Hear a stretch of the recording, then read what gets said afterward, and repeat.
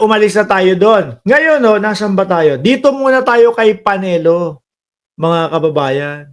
No? Kay Panelo, medyo mahaba-haba ho ito ha. Siguro aabot po tayo ng dalawang oras na naka-vlog ho, mga bossing.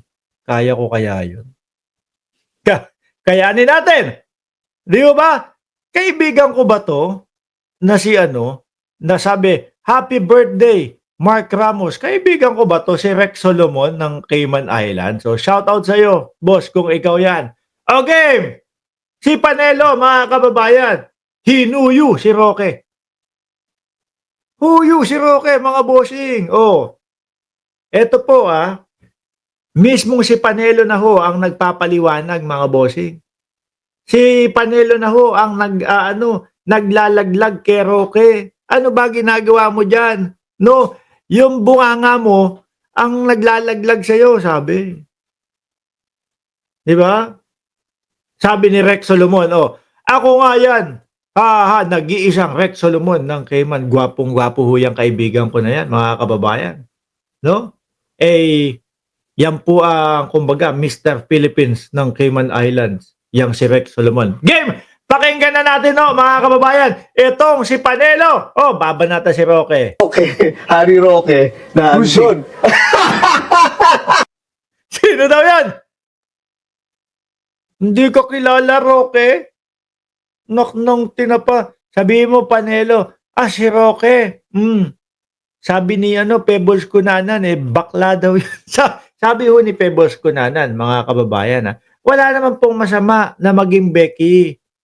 Di po pa ako, may mga kaibigan ako mga bading ho, mga Becky, mga kababayan, maayos naman po, no? Pero si Roque daw, ayaw pa kasing magladlad. Sino daw si Roque?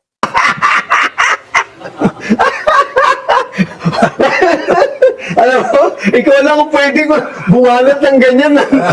Grabe to si Jojo A. Makatawa, no? Parang si Boss Mike Cervera. Suportahan niyo po yung channel ni Boss Mike Cervera, mga kababayan. Nailulusot na Kaibigan niya yan ng mabihan. O sa ngayon, ay pinipilit niya yung sarili niya doon sa Anong masasabi mo kasi sitwasyon ni Secretary Roque? Problema sa kanya, masyado siya kasi madaldal He creates his own problem. Okay. Like, yung demanda sa kanya, di ba, dinidemanda siya.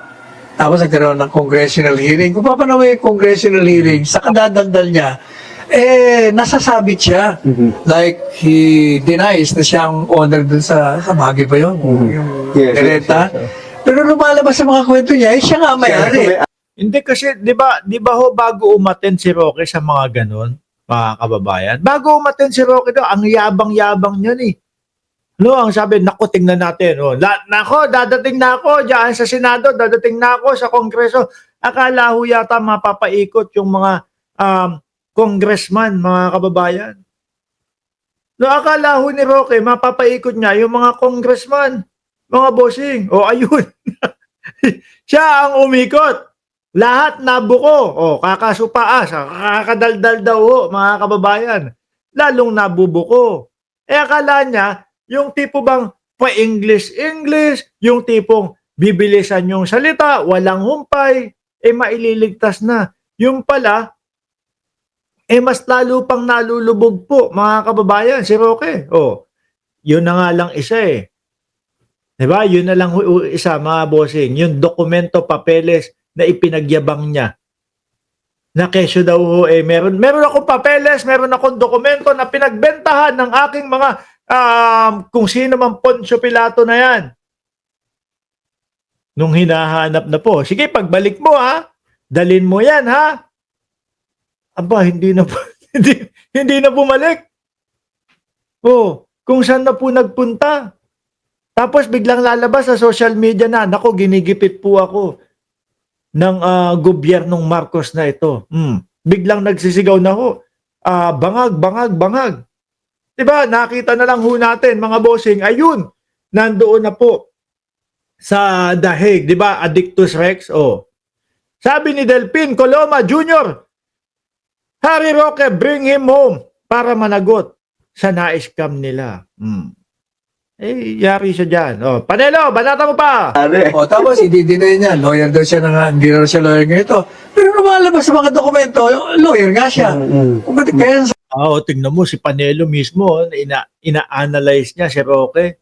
Sinasabi ko kasi ni Roque, hindi ako naglo-lawyer o hindi ako lawyer ng Pogo na yan. Pero yung mga pagpaliwanagan po, yung pagsama pa lang po kay Cassandra Leong, halatang-halata mo na. Di ba, Ma'am Trexie Villa at Sir Eseng Mariano? Halatang may kaugnayan ang war on drugs, sabi ni Roniel. Huwag pao. Oh. Sabi ni Ferdinand Longgalong, saging kaya kaya niyang paikutin? sabi ko, ang ano raw may papayo ko, umuwi siya rito, harapin niya, abogado naman siya. Hindi porke tinakusahan ka, totoo. Oo, depende ho yun kung paano niya ipagtatanggol yung kanyang sarili ho, ha. Pero kung puro kabaklaan lang po ang gagawin, puro kabalbalan lang po ang gagawin ni Roque, mga kababayan, wala, hindi masosolve yung kanyang problema. No? Dapat 1 + 1 = 2. Kung anong tanong, yun yung mismong pupunteryahin mong sagutin. Si Roque ho, mga bossing ko, saan-saan eh. No? Akala mo, akala mo, Reyna Elena sa Sagala, kung saan siya pumupunta, tapos sasayo, bangag, butod. Puro kalokohan na ho. Yung dati na kapag may sasabihin na nanggaling sa Pangulo o dating Pangulong Duterte, talagang kala mo, todo postura, mamula-mula yung pisngi, oh. Ngayon, mukhang siya na yung adik, parang hindi na ho natutulog, eh. Oh. Yung dati pong kagalang-galang, ngayon po, bangag, butod. Kung saan na lang ho. Mga kababayan, pag nakakita ng may magandang view, tapos sasabi, tapat mo yung camera sa amin ni Maharlika. No, sasayaw na, bangag. Akala niya nakakatuwa. Ano? Butod. Kulang na lang po, humahampas-hampas yung puwet ng gumagano, kumikending-kending eh. Tuloy. Di pagtanggol mo sarili mo. Bumalik ka na pare na totoong lalaki. Di ba? Parang may ibig sabihin si Panelo doon sa bumalik ka na parang totoong lalaki tapos mukhang magtatawanan pa yung dalawa. Ano kaya nakakatawa doon? Uy, for your information, lalaking lalaki si Roque. Ano po? Miski pa ulit-ulitin mo. Lalaking lalaki ako, nalalaki ako. Naku, baka ganun yung dulo sabihin ni Roque. Ulitin niya natin. Ba't tatawa sila doon sa sinabing bumalik ka na parang lalaki? Mo sarili mo. Bumalik ka na pare na totoong lalaki. Di ba? Face it like a man.